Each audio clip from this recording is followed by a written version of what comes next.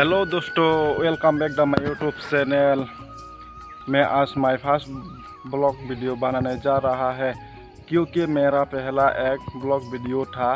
पूरा 2.5 साल काम किया, कोई सपोर्ट ही नहीं मिल रहा है, कोई सपोर्ट ही नहीं कर रहा है। इसलिए मैं आज और एक चैनल खुल के माय फर्स्ट ब्लॉग वीडियो बना रहा है।